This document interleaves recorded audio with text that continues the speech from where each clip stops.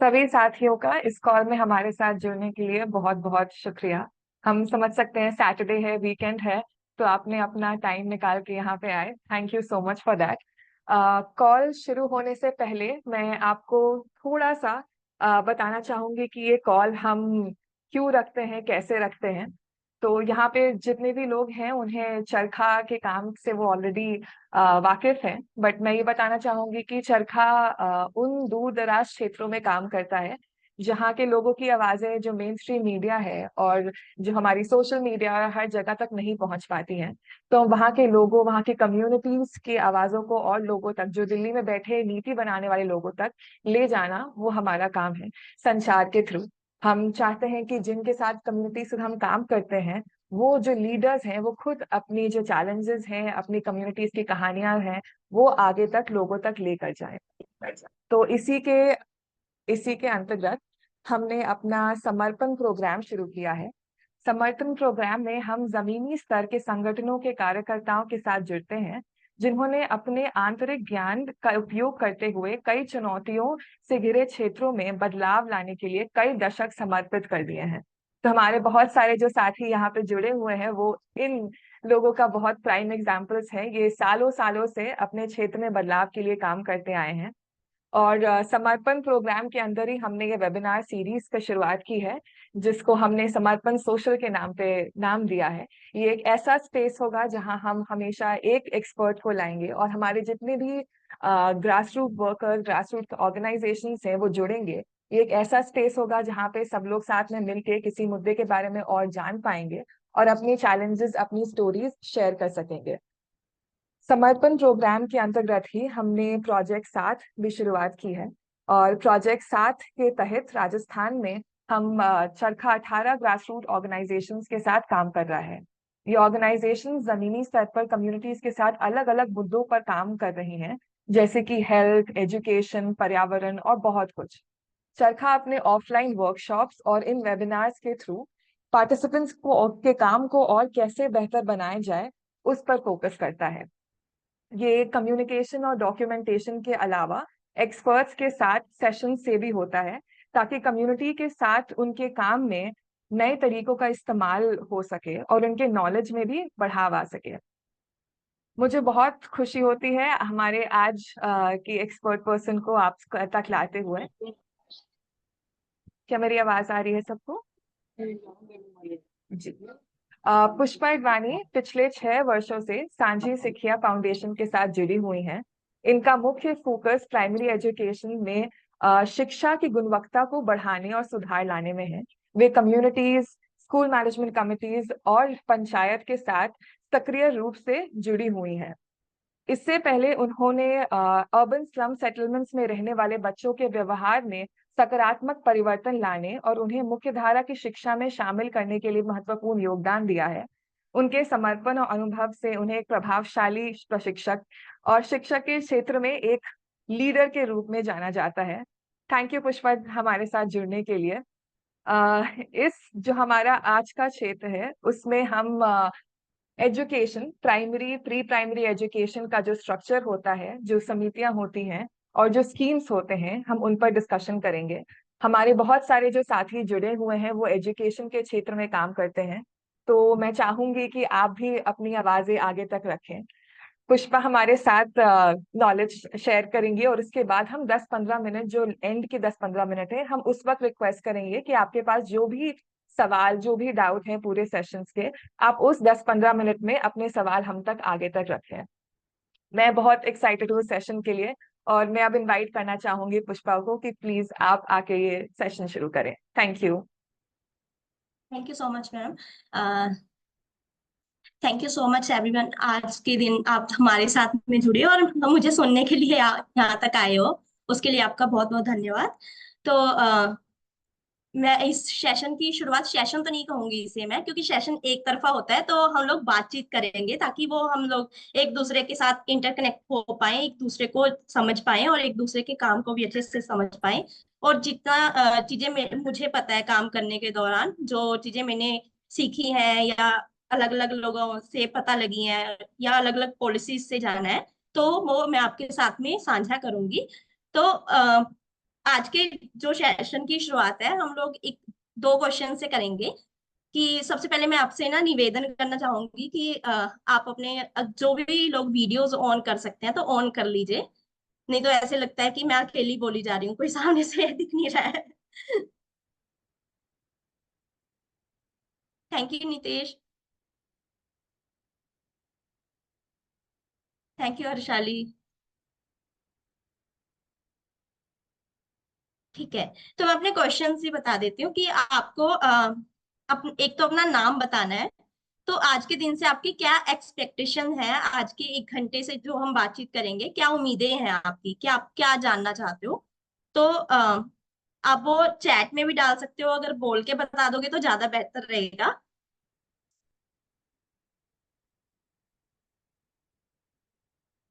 कोई भी शुरू कर सकता है।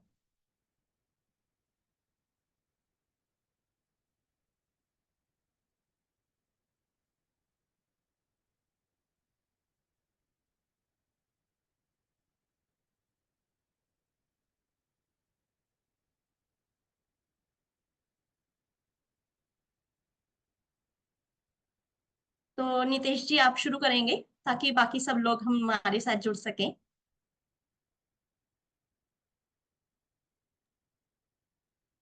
ठीक है मैम। तो जैसा कि हमारे सेशन का ही मुख्य बिंदु है कि हम पंचायत स्तर पर प्राइमरी एवं प्री प्राइमरी के जो अधिकारी हैं और जो हमारा स्ट्रक्चर है उसको समझना चाहते हैं, तथा एसएमसी और एसडीएमसी जो हमारी कमेटी होती है उनके बारे में जानना चाहते हैं, तो हम प्री प्राइमरी से शुरू करें तो ज़्यादा बेहतर होगा।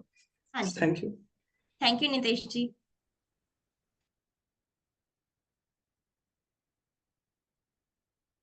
नितेश जी आप किसी को टैग अगेन, कर दीजिए। हाँ जी।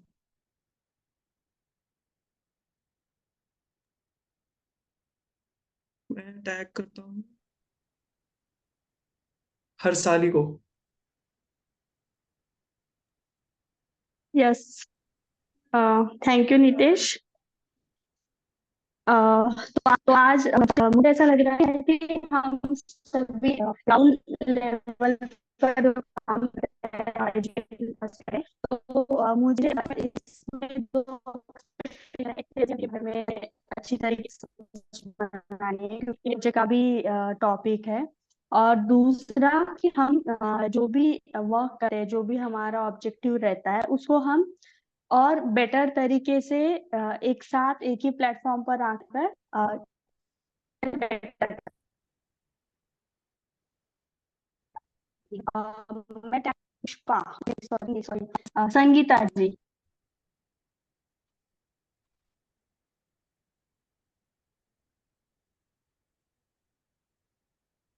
ये संज्ञा नहीं है, संघर्ष, संघर्ष करके कोई नाम। हाँ, विमला विमला जी, हर्षाली जी आपकी बात कर रही हैं।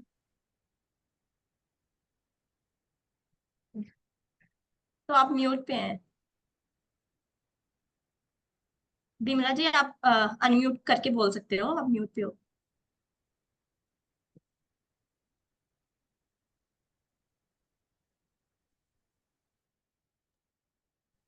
जब तक विमला जी अनम्यूट करती हैं, मैं रिक्वेस्ट करूंगी कि यशोदा आप बता सकें कि आपके इस कॉल से एक्सपेक्टेशंस क्या हैं।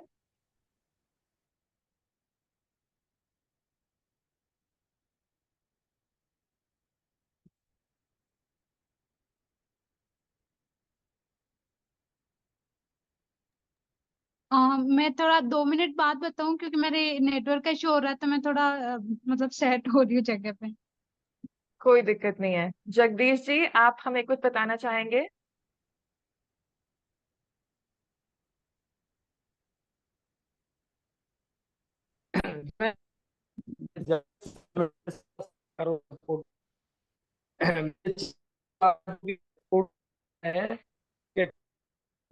को हम सही तरीके से ओके, कृष्णा, मुझे लगता है कोई इंटरनेट प्रॉब्लम्स हो रही हैं फील्ड पे। ठीक है, आप शेयर करना चाहते थे आप कर सकते हो जब तक।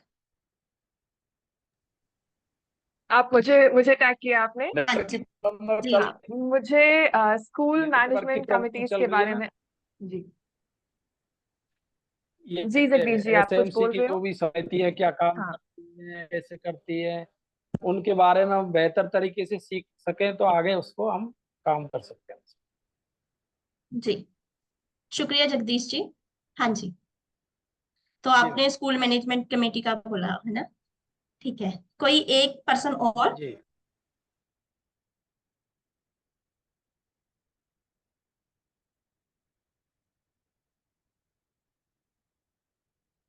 ठीक है, तो आई सो होप कि सेशन के चलते चलते अच्छे से और चीजें निकल के सामने आएंगी। तो आज के जो सेशन की शुरुआत है हम लोग एजुकेशन यानी कि प्राइमरी एजुकेशन से करेंगे कि प्राइमरी एजुकेशन क्या होती है और उसके कौन कौन से सदस्य होते हैं। तो मैं आप सबसे रिक्वेस्ट करती हूँ कि आप प्लीज अपने पास पेन कॉपी जरूर रखें, क्योंकि कुछ ऐसे टेक्निकली इंफॉर्मेशन भी होगी जो ऐसे याद नहीं रहेगी सबके साथ में। तो जैसे कि आपको पता ही है ना, प्राइमरी एजुकेशन है तो उसमें आंगनवाड़ी आ जाती है, जिसमें हमारा बच्चा 0 से लेके 3 साल तक, अभी तो 0 से लेके 3 साल तक जाता है। और लेकिन 11 बजे के बाद में अ, जो पहले 3 से 6 साल के बच्चे हैं पहले प्राइमरी स्कूल में जा रहे हैं, क्योंकि वहां पे भी प्री प्राइमरी क्लासेस शुरू हो चुकी हैं पंजाब के अगर संदर्भ में मैं बताऊं तो फिर 11 बजे के बाद में आंगनवाड़ीज में जाते हैं। तो आंगनवाड़ीज कैसे वर्क करती हैं, तो जैसे कि उसमें आंगनवाड़ी टीचर्स, हेल्पर है ना, ये सब लोग होते हैं। तो उस जो बच्चे होते हैं तो उनके जो ग्रोस मोटर स्किल्स हैं है ना, उनके फाइन मोटर स्किल्स हैं, उनकी कोग्निटिव थिंकिंग है या उनकी क्रिटिसिज्म थिंकिंग है, तो उसको डेवलप करने में आंगनवाड़ी कहीं ना कहीं अपनी भूमिका निभाती है। क्योंकि जब बच्चा ज्यादा छोटा होता है ना तो उसको आंगनवाड़ीज में भेजा जाता है। तो आंगनवाड़ी कैसे काम करती हैं, तो उसके बारे में थोड़ी सी हम लोग बातचीत कर सकते हैं कि 0 से जब 3 साल का बच्चा होता है तो जो प्रेग्नेंट लेडीज होती हैं जिनके बच्चा होने वाला होता है, तो आंगनवाड़ी वर्कर्स उनके साथ में भी मिलके काम करती है ताकि उनकी न्यूट्रिशंस को पूरा कर सके है ना, उनको समय समय पे कौन से इंजेक्शंस देने हैं। तो ऐसे जो महिलाओं के साथ में आंगनवाड़ी का काम रहता है।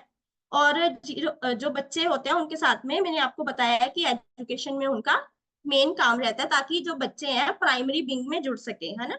जो हमारी पहली क्लास से लेके 5वीं कक्षा तक के स्कूल्स होते हैं उनके लिए वो पूरे तरीके से तैयार हो पाए, तो आंगनवाड़ी उसके लिए काम करती है।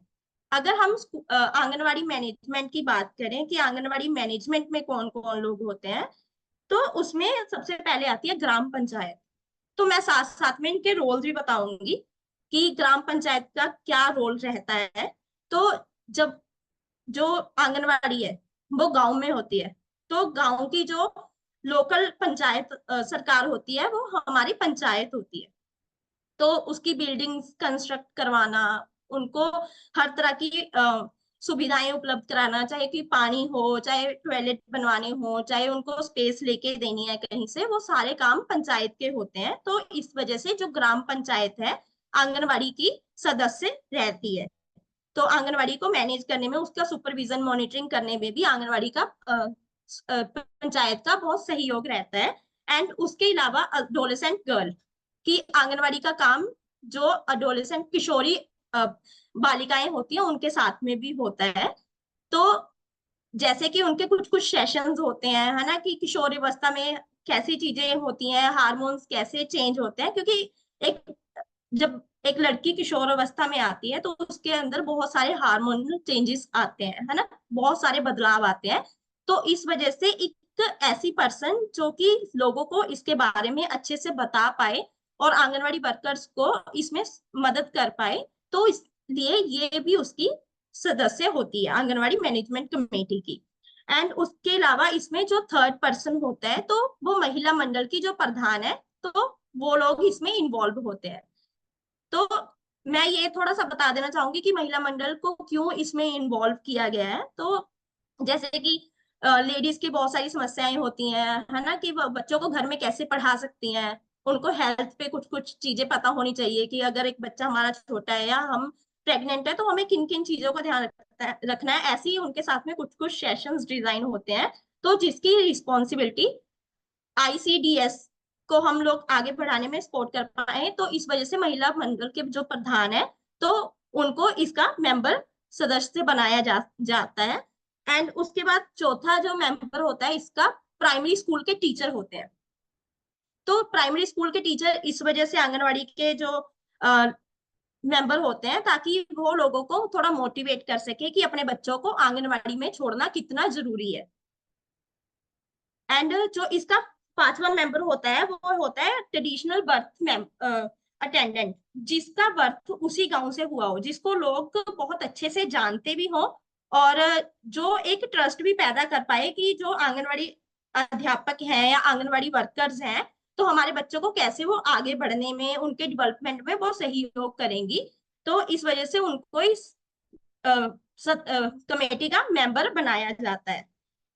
एंड उसके अलावा होता है रीजनल एंड लोकल अथॉरिटीज के जो मेंबर होते हैं, है ना, या लोकल लीडरशिप में जो लोग होते हैं, तो इनको इस वजह से बनाया जाता है जैसे कि हम लोगों ने कुछ अनाउंसमेंट करवानी है, मान लो हमारे आंगनवाड़ी सेंटर में हमने किसी को बुलाया है, कोई एक्सपर्ट, कोई शिक्षा माहिर आया है, कोई डॉक्टर आया है, तो हम लोगों ने एक पूरा सेशन डिजाइन करना है, तो वो अनाउंसमेंट्स कर पाए, पूरे गांव के लोगों को बता पाए कि हमारे स्कूल आंगनवाड़ी में ये चीजें हमारे बच्चों के साथ में हो रही है, महिलाओं के साथ में होंगी। तो इस वजह से तो इन लोगों को इसका मेंबर बनाया जाता है।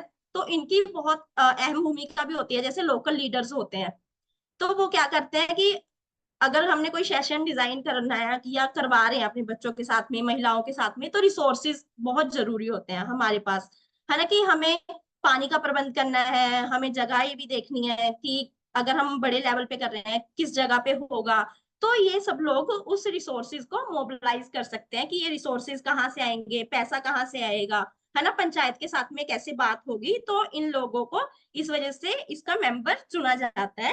एंड उसके अलावा होता है एनजीओ के लोग।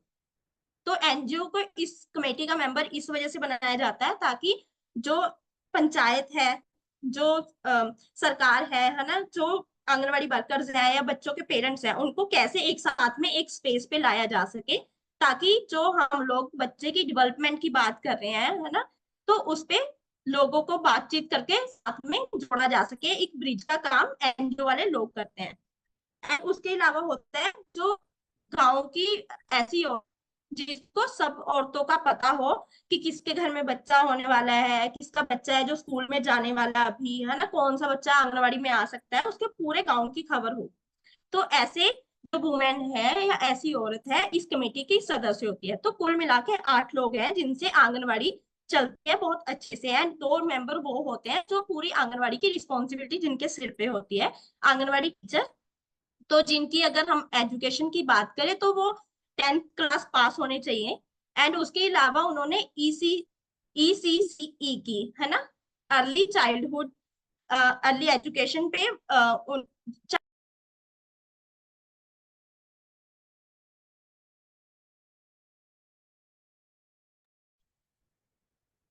मुझे लगता है उनका कनेक्शन 1 मिनट रुका है। सभी साथी से रिक्वेस्ट है 1 मिनट रुक जाए, हम उनको जोड़ते हैं साथ से।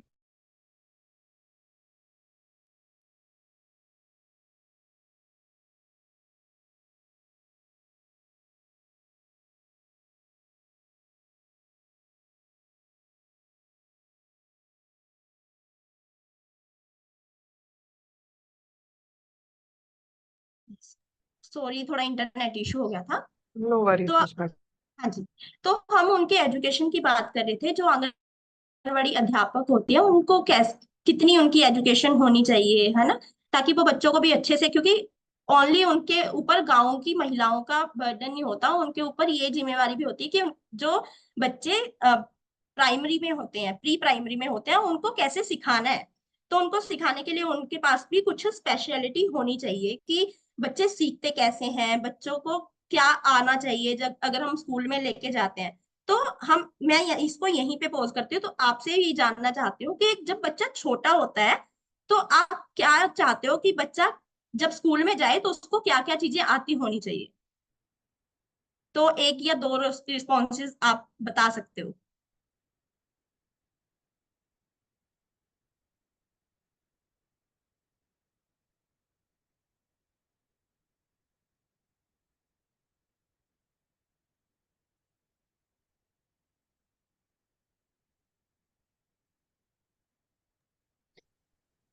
क्या यहाँ पे हमारे साथ, हाँ दिनेश जी, आप कुछ बोलना चाहेंगे?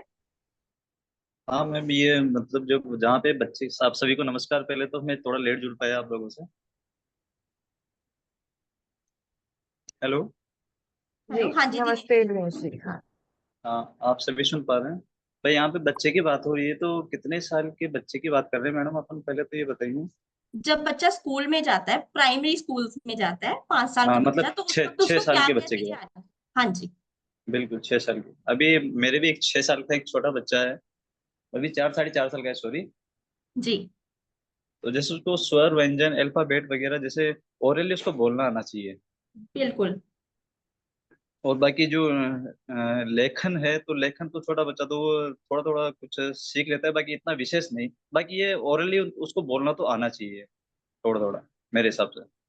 और बाकी बच्चा तो जो अनुसरण से सीखता है वो कई प्रकार से सीखता है। छोटा बच्चा जो 5 साल की एज होती है उसमें 90% साइकोलॉजी कहती है 90% दिमाग विकसित हो जाता है बच्चे का। बिल्कुल। तो उस हिसाब से अपन उसको जितना सिखा पाए वो बेटर है। उसको ऐसा माहौल दें ताकि वो अच्छे से हम्म। और ज्यादा बेटर हो सके। बिल्कुल। तो जैसे कि दिनेश जी ने कहा है कि जो बच्चा होता है तो उसकी जो सीखने की जो क्षमताएं होती हैं, तो 0 से 5 एज में वो बहुत ज्यादा होती हैं कि उसमें बहुत सारी चीजें सीखता है। जैसे हम अपने घर में बच्चे होते हैं, है ना, तो हम बच्चों की अगर बात करें तो हम जब देखते हैं कि हम कुछ कर रहे हैं तो बच्चा कॉपी करता है, उस चीज को वो कॉपी करके सीख लेता है। क्यों? क्योंकि वो बहुत तीव्र गति से ही सीख रहा होता है ना। तो इसी वजह से आंगनबाड़ी में बच्चों का जाना उतना ही इम्पोर्टेंट है। अगर हम प्राइमरी में जाते हैं तो हम कई बार क्या करते हैं कि बच्चे सीख नहीं रहे हैं, है ना, या बच्चों को ये नहीं आता, बच्चा तो बोल ही नहीं रहा है, तो वो कैसे बोलेगा? क्योंकि उसका प्री स्कूल तो हुआ ही नहीं है। तो आज के अगर दौर में देखें तो प्री स्कूल्स भी बहुत तरह के आ गए हैं, है ना, कि प्राइवेटिज्म बहुत ज्यादा बढ़ रहा है अभी की।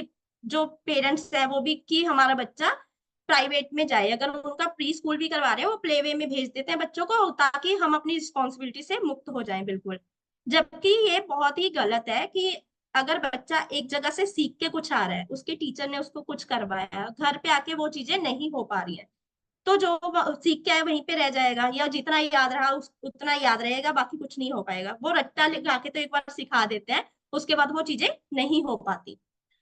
तो इसी तरह से एक प्राइमरी टीचर का जो भूमिका है वो दिखाई देती है। उनको स्पेशली ईसीसीई के एक 6 महीने का कोर्स होता है ना, एनटीटी होती है 1 साल का कोर्स, कि उनको कैसे पढ़ाना है।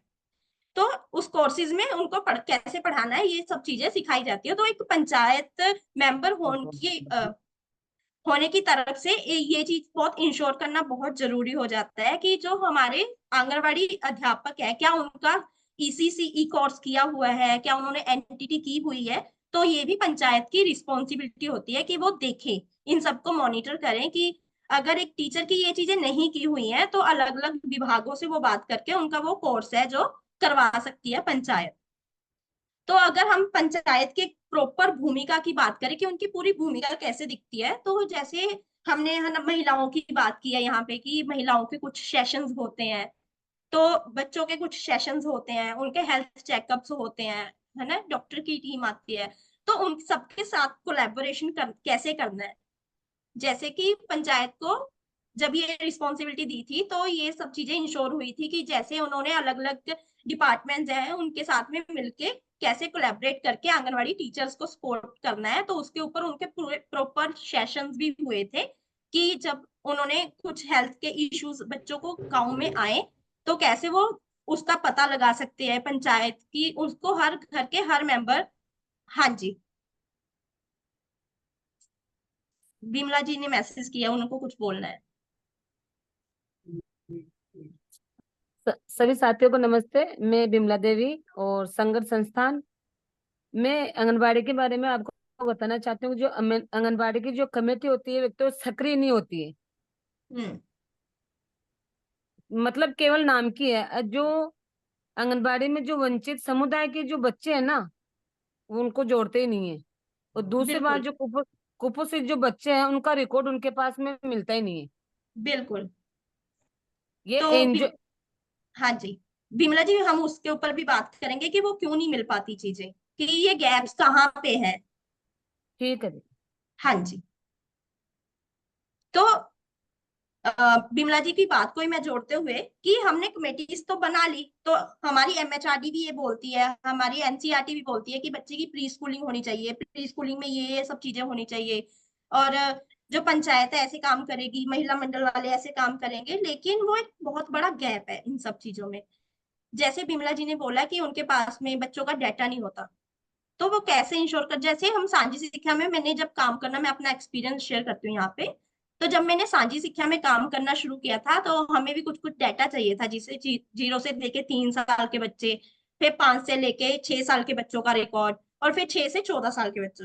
तो उनके पास में 0 से 3 का तो रिकॉर्ड मिलता था, 5 से 6 वाला नहीं मिलता था। वो कहते हैं आशा वर्कर के पास मिलेगा, तो जब आशा वर्कर के पास गए वो कहते हैं आंगनबाड़ी के पास मिलेगा। तो ऐसी चीजें होती हैं जो ग्राउंड लेवल की हम बात करते हैं।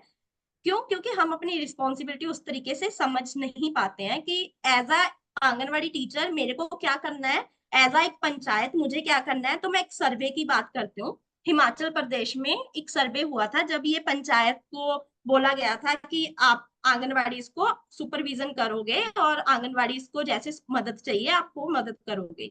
तो 6 जिलों में इसका सर्वे हुआ, 180 जो पंचायतें थी उसमें, और 60 मेंबर समिति के लोग थे, और 160 आंगनबाड़ी थी। तो उस सर्वे से ये चीजें निकल के आई कि जो उनको रिस्पॉन्सिबिलिटीज दी है या मैनेजमेंट को जो रिस्पॉन्सिबिलिटी दी है वो अच्छे से काम नहीं कर पा रही है। तो इसके कारण भी ये बताए कि जब पंचायतें स्कूल आंगनबाड़ी के साथ जुड़ती हैं तो पंचायतें ये बोल देती हैं कि ये हमने तो बिल्डिंग बनवानी थी, बनवा के दे दी है, बच्चा सीखे ना सीखे, बच्चे वहां पे आए ना आए, तो इस वजह से भी वो चीजें नहीं हो पाती हैं। एंड जब आंगनबाड़ी टीचर्स के पास जाते हैं वो ऐसे बोल देते हैं कि हम दोनों ही इसको पूरे से चलाएंगे, हमें किसी की जरूरत नहीं है। तो ऐसी चीजें उस सर्वे में निकल के सामने आई। तो महिला मंडल वालों ने कि हम तो नहीं जाते हैं वहां पे, हमें जब अपना सेशन करना होता है हम तो जब भी वहां पे विजिट करते हैं। तो जिसकी वजह से एक जो चेन है वो टूटती है, उनमें वो गैप पड़ता है, तो बच्चे हमारे अच्छे से नहीं सीख पाते हैं। तो जब नहीं सीख पाते हैं वो पूरा का पूरा कहाँ पे दिखता है, जब हम टेस्टिंग करते हैं बच्चों की, वो प्राइमरी स्कूल्स में आ जाते हैं, उसके बाद में वो अच्छे से नहीं कुछ कर पाते हैं। तो वैसे वो चीजें दिखाई देती हैं कि ये बच्चा सीखने में अभी शब्द पे है, ये बोल नहीं पा रहा है, इसके सुनने में प्रॉब्लम है। तो वो सब चीजें उनके जो प्री प्राइमरी स्कूल्स हैं उसमें हो जानी चाहिए, जो प्राइमरी तक जाती हैं, तो जिसकी वजह से बच्चा अच्छे से नहीं सीख पाता है। तो जैसे दिनेश सर ने ओरल की बात की थी कि बच्चे को बोलना आ जाना चाहिए जब वो प्राइमरी में जाए। बहुत सही बात है कि अगर वो बोलेगा तभी वो लिख भी पाएगा, तभी वो सुन भी पाएगा, तभी वो कुछ कर भी पाएगा, है ना, कुछ सोच पाएगा। तो वो सब चीजें ऐसे नहीं हो पाती हैं ग्राउंड पे। तो लेकिन एनसीईआरटी ने अभी एक लेटेस्टली प्री प्राइमरी स्कूल की पूरी योजना तैयार की है कि बच्चे कैसे सीखेंगे, उनके क्या क्या एलओ यानी कि लर्निंग आउटकम्स होने चाहिए, कि जो बच्चा है प्री प्राइमरी स्कूल्स भी इसी वजह से शुरू हुए हैं क्योंकि आंगनवाड़ी में वो सब चीजें नहीं हो पाती थी। तो जैसे मैं पंजाब के स्कूलों की बात करूं तो 2017 में प्री प्राइमरी का जो स्टार्ट हो चुका था ताकि बच्चे अच्छे से सीख पाए, और जब वो 6 वर्ष का हो, क्लास पहली में आ जाए, तो उस बच्चे को वो दिक्कतें ना आए जो कि पहले होनी चाहिए। तो जैसे कि बहुत सारे बच्चे होते हैं, है ना, कि उनके पेरेंट्स नहीं होते, तो आंगनवाड़ी वर्कर का वो काम भी होता है कि उन बच्चों को आइडेंटिफाई करे। तो जिनके पेरेंट्स नहीं है तो आईसीडीएस को उसकी इंफॉर्मेशन दे। तो आईसीडीएस में एक प्रथम होता है, एक प्रक्रिया होती है कि उन बच्चों को पर मंथ 4000 की एक ग्रांट इशू होती है। तो वो अभी तक किसी बच्चे को ऐसे इंफॉर्मेशन नहीं दे पाते हैं क्योंकि वो बहुत सारी चीजों में उलझ के रह जाते हैं कि कभी उनके कहीं पे सेशन हो गए, कभी कहीं पे सेशन हो गए, तो जो मेन इंफॉर्मेशन है वो बच्चे तक नहीं पहुंचती है, जिसकी वजह से जो स्कॉलरशिप वाले बच्चे होते हैं या जिनको ऐसी सुविधाएं मिलनी है वो बच्चे रह जाते हैं। तो ये भी सारा काम आंगनवाड़ी के अंदर अंतर्गत आता है। तो हम एक छोटी सी एक्टिविटी करते हैं कि जो टीचर है ना, बच्चों को जैसे सिखाती है वो कैसे सिखाना चाहिए ताकि बच्चे की भी ग्रोथ हो। तो हमने बहुत बारी आंगनवाड़ी में देखा होता है वो अपने रजिस्टर्स पे काम कर रहे होते हैं, तो बच्चे हैं वो खाना खाते हैं और चले जाते हैं। लेकिन जो एनसीईआरटी है तो वो कहती है कि बच्चों को अलग तरीके से सिखाना होगा। तो इसके लिए मैंने छोटी सी एक्टिविटी प्लान की है ताकि हम सब बोर भी ना हो और एक्टिविटीज के साथ साथ में आगे बढ़ते रहें। तो मैं एक छोटी सी एक्टिविटी करवाऊंगी, तो आप प्लीज अपना अनम्यूट कर लीजिए, मेरे पीछे पीछे बोलिए सारे।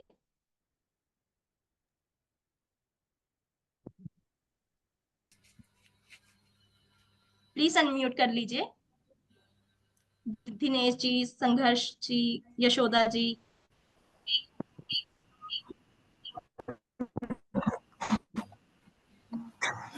तो आपने ये वाली राइम तो सुनी होगी, आहा टमाटर बड़े मजेदार, है ना? तो मैं बताऊंगी कि वो कैसे बनी है। अगर एनसीईआरटी ने इसको डिजाइन किया है तो क्या क्या चीजें उसमें इंक्लूड की हैं और बच्चों को कैसे आनी चाहिए वो। तो आप प्लीज मेरे पीछे पीछे जरूर बोलिएगा। आहा टमाटर बड़े मजेदार, वाह टमाटर बड़े मजेदार। बोलिए। आहा आहा टमाटर टमाटर बड़े मजेदार, टमाटर बड़े टमाटर मजेदार। बड़े मजेदार। वीडियो ऑन कर लो। बड़े मजेदार, वाह टमाटर बड़े मजेदार। आहा टमाटर टमाटर बड़े बड़े मजेदार। मजेदार, टमाटर बड़े मजेदार। टमाटर को जब बिल्ली ने खाया, चूहे को उसने मार गिराया। बोलिए। टमाटर को जब बिल्ली ने खाया। सुनाई नहीं दे रहा है एक्चुअली। सही सुनाई नहीं दे रहा है, नेटवर्क इश्यू है शायद। मेरी आवाज आ रही है आप तक?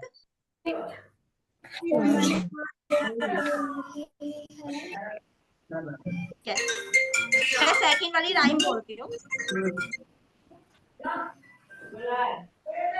टमाटर को जब बिल्ली ने खाया, चूहे को उसने मार गिराया।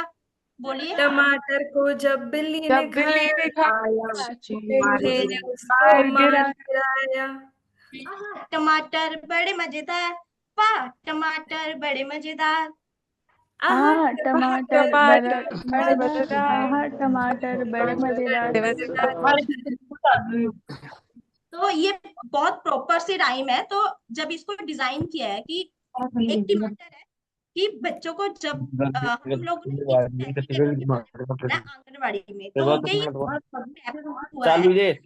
है। सीताराम राम जी आप।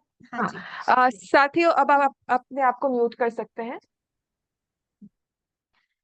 तो जब ये प्रॉपरली प्री स्कूलिंग डिजाइन हुआ है तो उसमें कि बच्चे कैसे सीखेंगे, तो उनका एक कॉन्सेप्ट है वेजिटेबल भी आना चाहिए और वो हर एक कॉन्टेक्स्ट से मैप करनी चाहिए चीजें। तो एक टमाटर जो उन्होंने घर पे देखा है ना, कि बच्चे बहुत सी चीजें घर पे सीखते हैं, तो पेरेंट्स का भी उसमें वैसी भूमिका आ जाती है कि इसमें जब उन्होंने टमाटर की बात की कि एक तो वो बच्चों को पकड़ के दिखाएं कि टमाटर कैसा दिखता है, किस रंग का होता है ना, उसको खाने से कितनी ताकत मिलती है। एंड उसके अलावा कि जो टमाटर है वो कौन कौन सी चीजों में यूज होता है, तो ये प्रॉपरली और राइम के माध्यम से बच्चों को करवा सकते हैं।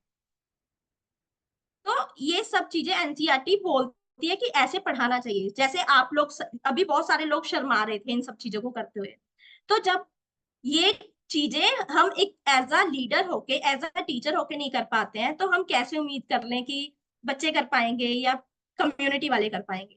तो यहीं पे गैप है। तो इस गैप को फुलफिल करने के लिए एनजीओस काम करती हैं।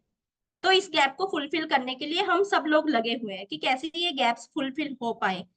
अगर हम अपनी शर्म निकाल देंगे तो ये चीजें हम बहुत स्मूथली कर सकते हैं। अगर हम कर पाएंगे तो बाकियों को भी हम एनकरेज कर सकते हैं वो करें।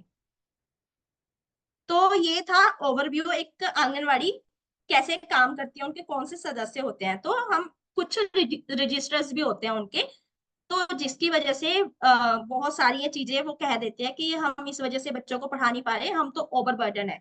तो हम अभी उनके थोड़े से रजिस्टर्स के बारे में भी बात करेंगे कि उनके जो रजिस्टर है वो कौन कौन से रजिस्टर्स पे काम करते हैं, है ना, क्या क्या काम होते हैं उनके। तो सबसे पहले होता है आंगनवाड़ी सर्वे रजिस्टर, तो जिसके तहत उनके पास पूरी फैमिलीज का रिकॉर्ड होना चाहिए। तो अगर जैसे बिमला जी आपने बोला था उनके पास में कोई रिकॉर्ड नहीं मिलता, तो आप पूछ सकते हो उनके साथ जाके कि आपके पास ये रजिस्टर होगा, उसमें सारे रिकॉर्ड्स हैं, उनको मेंटेन करके रखने होते हैं ये, जिसकी इंफॉर्मेशन स्टेट और नेशनल लेवल पे जाती है हर एक गांव की। ठीक है, तो इसमें भी दो तरीके के रजिस्टर होते हैं सर्वे रजिस्टर में, individual survey register and monthly survey register. Individual में क्या होता है कि हर एक फैमिली का पर्टिकुलर रजिस्टर लगा होता है कि इस फैमिली में कौन कौन मेंबर हैं, कितने बच्चे हैं, कितने स्कूल में जा रहे हैं, प्राइवेट स्कूल में कितने जा रहे हैं, गवर्नमेंट स्कूल में कितने जा रहे हैं, है ना। तो ये सब रिकॉर्ड होता है। और मंथली सर्वे में होता है कि जैसे कि मंथ में उनके फैमिलीज में कुछ चेंजेस आई तो वो मंथली उनको मैप करते रहे वहां से। तो इस तरीके का रजिस्टर होता है। एंड सेकंड जो रजिस्टर होता है इनका, तो जो प्रेग्नेंट लेडीज होती हैं या जिनके बच्चे हो गए हैं, है ना, तो वो वाली लेडीज का प्रॉपरली रिकॉर्ड होता है, उनको कैसी न्यूट्रिशंस देनी है, कैसा उनका डाइट प्लान बनना है ना, या क्या चीजें उनको प्रोवाइड की गई हैं, वो पूरा का पूरा रिकॉर्ड इस रजिस्टर में मेंटेन होता है। एंड थर्ड रजिस्टर है सर्विस, जो चिल्ड्रन का रजिस्टर, कि कितने बच्चे हैं जो जिनको उन्होंने सप्लीमेंट्स दिए हैं, न्यूट्रिशंस कितने बच्चों को जा रहे हैं, है ना, वो प्री प्राइमरी एजुकेशन में कितने बच्चे हैं, प्राइमरी में कितने जा रहे हैं। तो ये पूरा का पूरा रजिस्टर होता है जिसमें बच्चों का सर्वे डालते हैं वो। एंड फोर्थ रजिस्टर होता है जो कि जैसे उनके आंगनवाड़ी सेंटर में कुछ मेडिसिन आती हैं, तो वो मेडिसिन का भी रिकॉर्ड रखते हैं कि हर मंथ उनको ये रिकॉर्ड देना होता है कि कितने बच्चों को उन्होंने आयरन की गोली दी है, कितने बच्चों को उन्होंने पेट दर्द की दवाई दी है। तो वैसे रिकॉर्ड्स होते हैं। एंड विटामिन ई की ड्रॉप्स कितने बच्चों तक पहुंची है, उनके पास में कितना स्टॉक पड़ा है, वो सारा का सारा डेटा इस रजिस्टर में होता है। एंड उसके अलावा कि बर्थ एंड डेथ का रजिस्टर होता है कि जो अब 0 से 6 साल तक के बच्चे हैं, जैस्मिन, ठीक है, तो 0 से 6 साल के बच्चे हैं, उनमें से कितने बच्चों की डेथ हो गई है, तो ऐसे उनके पास में 14 तरीके के रजिस्टर होते हैं। फूड स्टॉक के लिए रजिस्टर होता है, मेडिसिन डिस्ट्रीब्यूशन होता है, और जो मिसलेनी चीजें होती हैं उनके लिए अलग से उनके पास रजिस्टर लगे होते हैं। एंड महिला मंडल की हमने बात की थी, तो महिला मंडल उनके साथ कितने सेशन करता है उसका भी अलग से उनके पास में रिकॉर्ड होता है।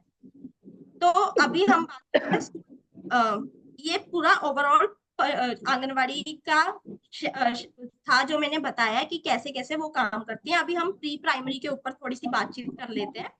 तो प्री प्राइमरी में भी जो स्कूल मैनेजमेंट कमेटी का स्पेशली नीतीश जी बोला था कि उनको जानना है कि स्कूल मैनेजमेंट कमेटी क्या होती है, कैसे काम करती है।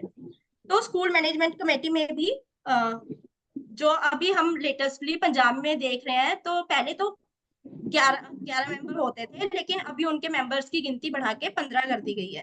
तो जैसे कि हम 2009 की बात करें, जब शिक्षा सब बच्चों के लिए जरूरी हो गया था, तो उस दौरान ही स्कूल मैनेजमेंट कमेटी भी बनाई गई थी कि अगर सब बच्चे स्कूल में लेके आने हैं तो हमें स्कूल को मैनेज भी अच्छे से करना होगा। तो जब ये स्कूल मैनेजमेंट कमेटी बनी तो बहुत सारे चीजें भी साथ में आई कि अगर सब बच्चे आते हैं उनके लिए बिल्डिंग्स भी चाहिए, है ना, मिड डे मील भी चाहिए, तो वो कैसे मैनेज होगा, तो वो सारे काम कौन देखेंगे। तो उसकी वजह से स्कूल मैनेजमेंट कमेटी बनाई गई थी। तो स्कूल मैनेजमेंट कमेटी में 15 तरह के मेंबर होते हैं, जिसमें कि एक चेयरपर्सन होता है। तो चेयरपर्सन कैसे काम करता है कि जितनी भी स्कूल मैनेजमेंट कमेटी की मीटिंग होती है तो कैसे होंगी, उनका एजेंडा क्या होगा, है ना, तो किस मुद्दे पे बात होनी चाहिए, स्कूल में क्या क्या चीजें चाहिए हमको, वो स्कूल मैनेजमेंट कमेटी देखती है।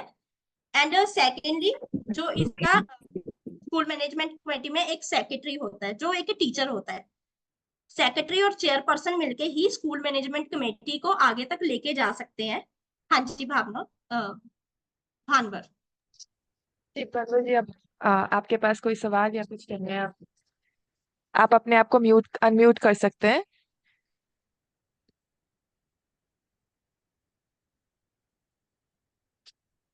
बनवर जी, क्या आप हमें सुन पा रहे हैं?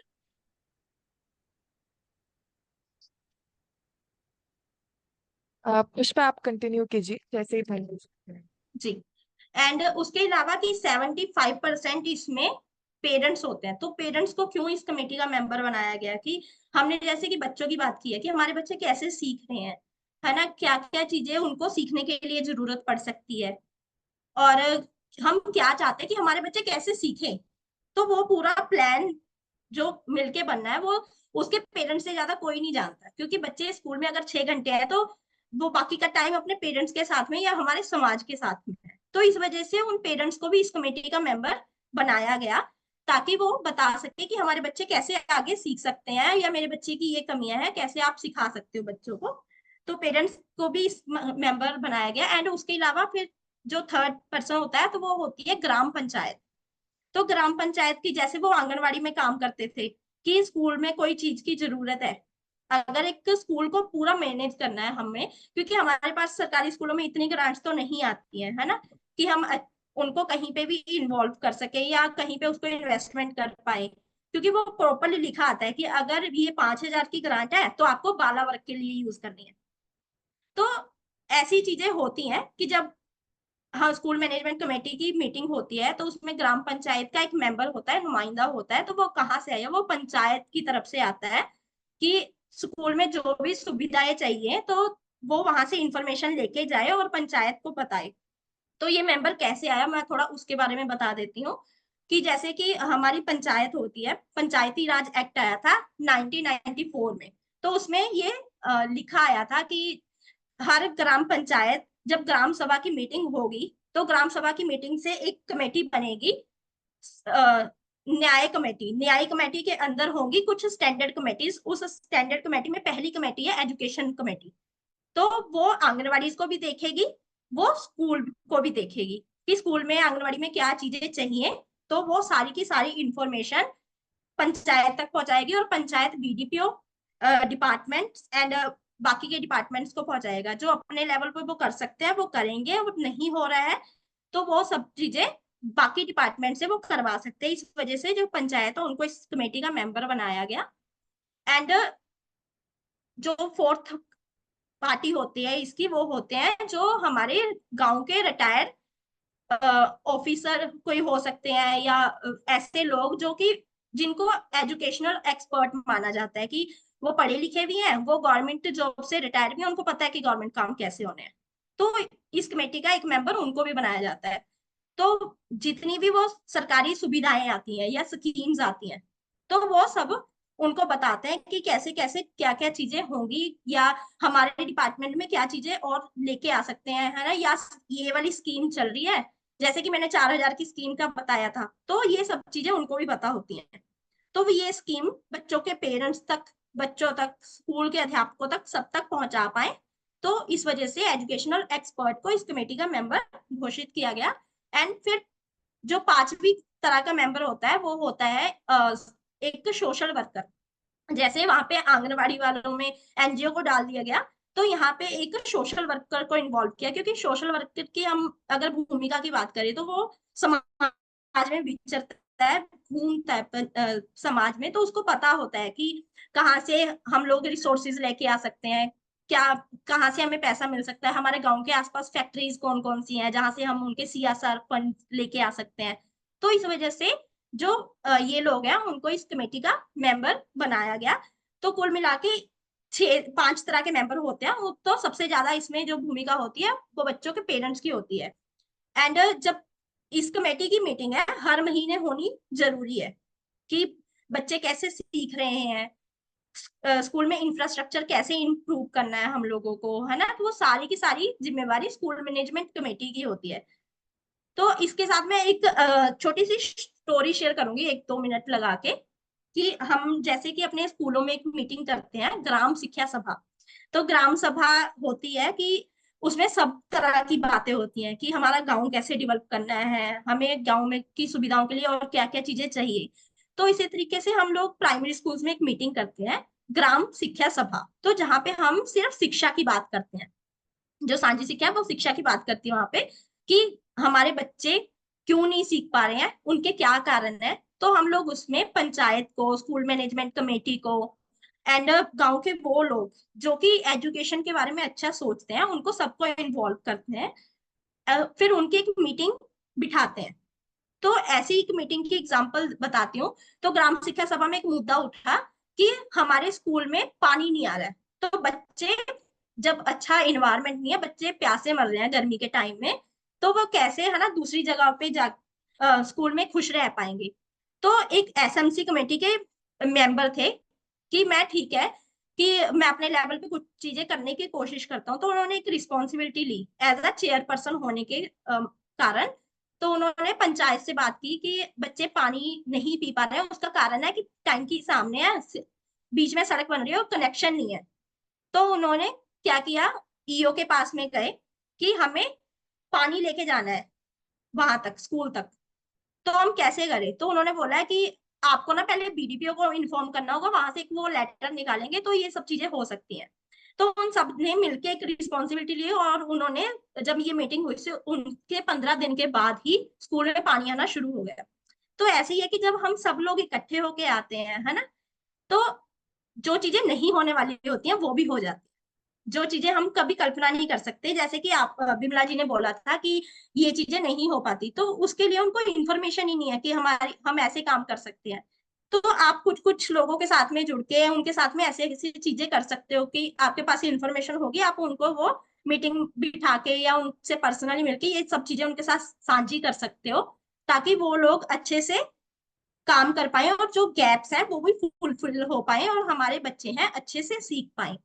तो मैं इसको यहीं पे पॉज करती हूँ, अगर किसी के कोई भी क्वेश्चंस हैं तो प्लीज आप अपने क्वेश्चंस रख सकते हैं।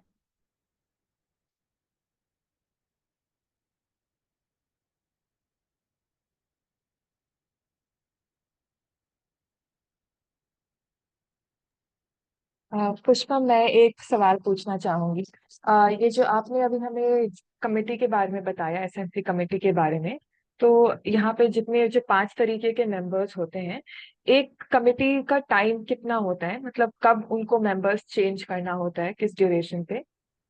हाँ जी, तो पर्टिकुलरली एक कमेटी 2 साल काम करती है।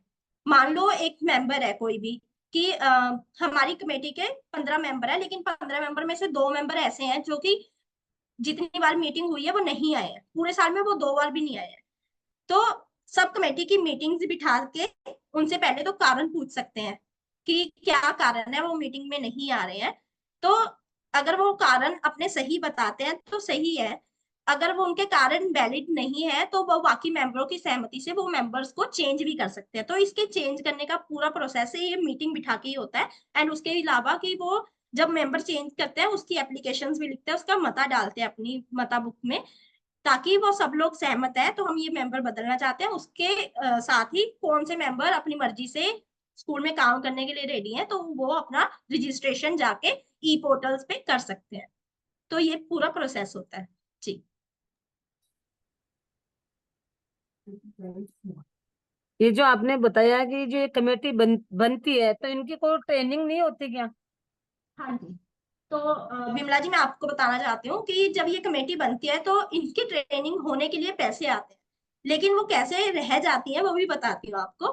तो टीचर्स क्या करते हैं कि जो उनके पसंदीदा लोग होते हैं तो उनको कमेटीज में डाल देते हैं, ताकि वो इनसे कभी पूछे ना कि कैसे, है ना, कौन सी ग्रांट आई है, कब खर्च करनी है, कैसे खर्च करनी है, ऐसी बातें वो ना पूछ सके तो वो उन लोगों को डाल लेते हैं।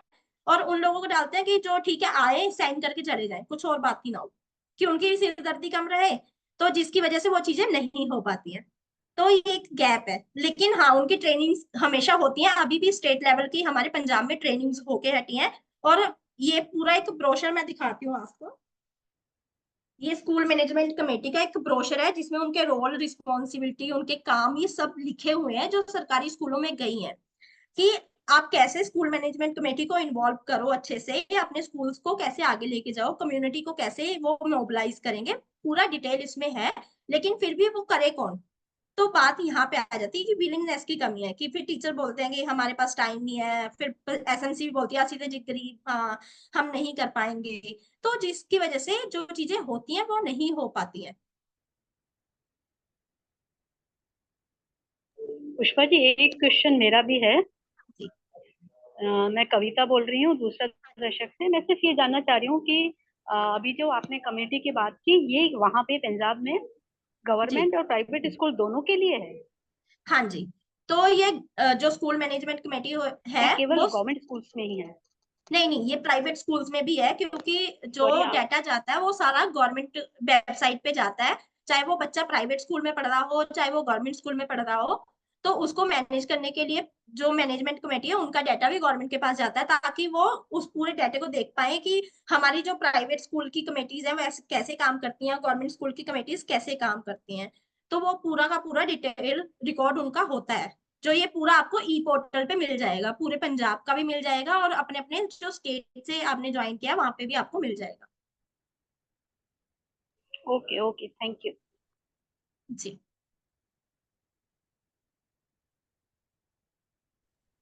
ये बिल्कुल सही है मैडम। हेलो। हाँ जी।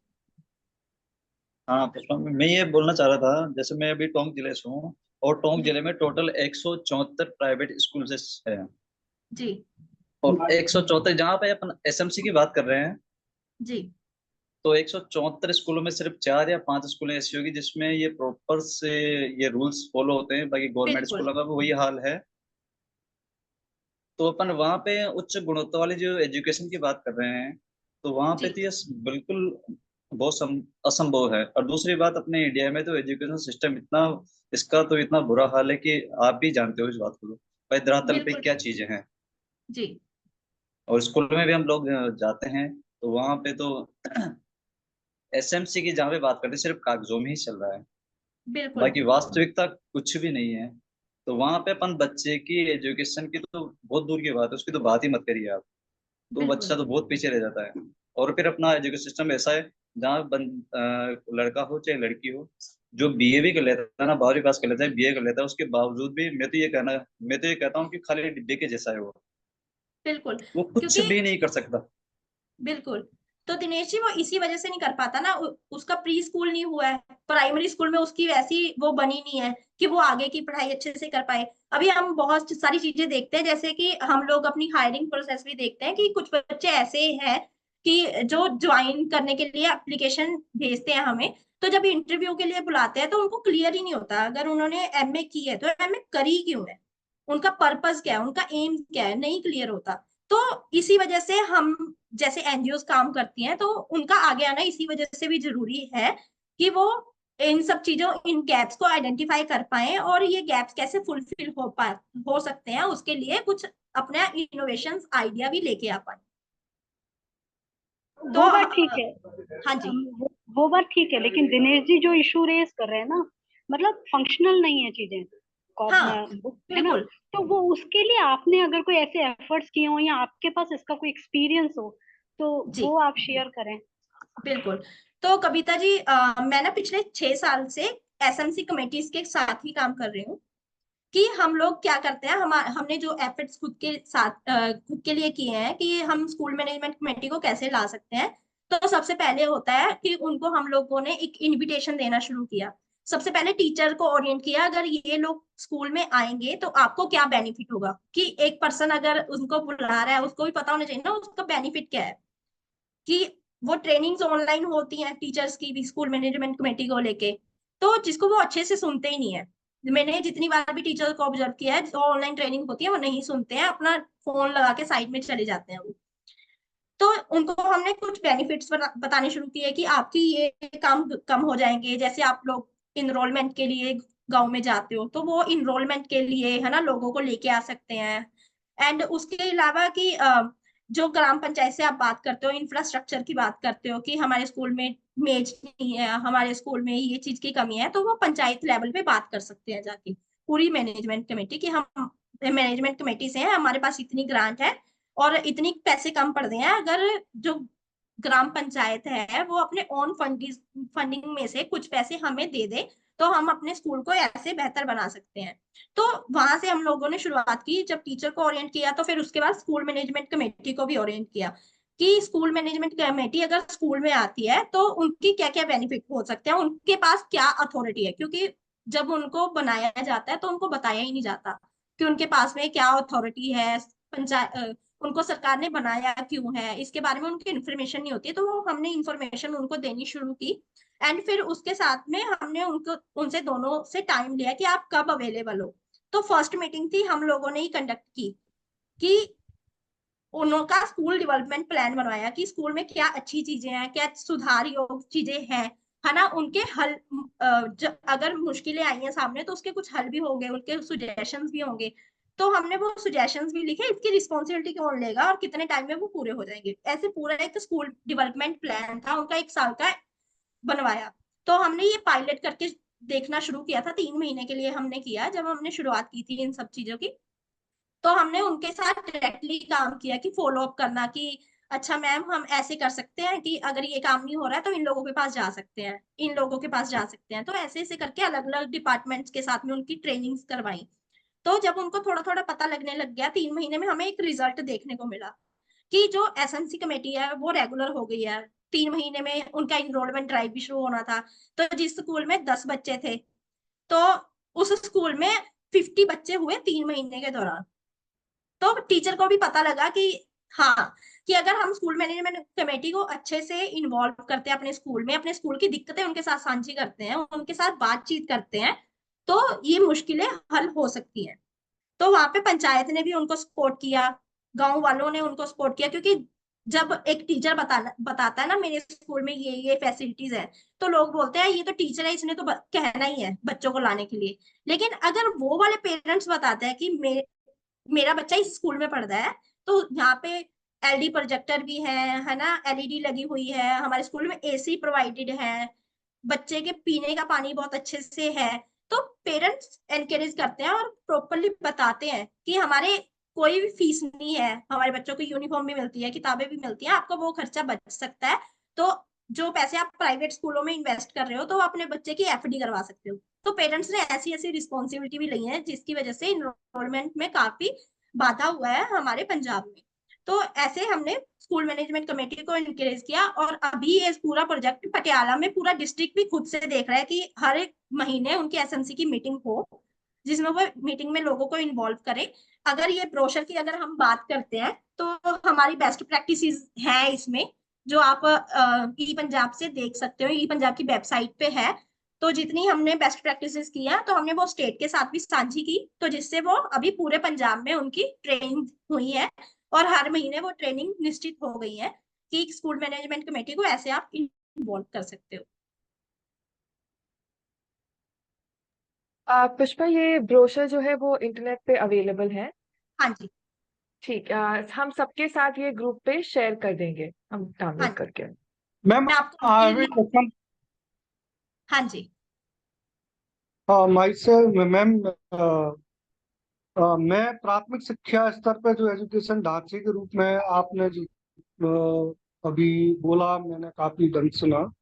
जी मैम मेरा एक इसमें क्वेश्चन है कि अगर किसी, हम जैसे राजस्थान एरिया में हम किसी भी पिछड़े इलाके में वर्क करते हैं, जी जिसको डांग रीजन के रूप में मैं एक नॉमिनेट करता हूँ, और वो करौली डिस्ट्रिक्ट में एक अपार्ट एरिया है जो सवाई माधोपुर से लेकर धौलपुर डिस्ट्रिक्ट तक एक फैला हुआ है।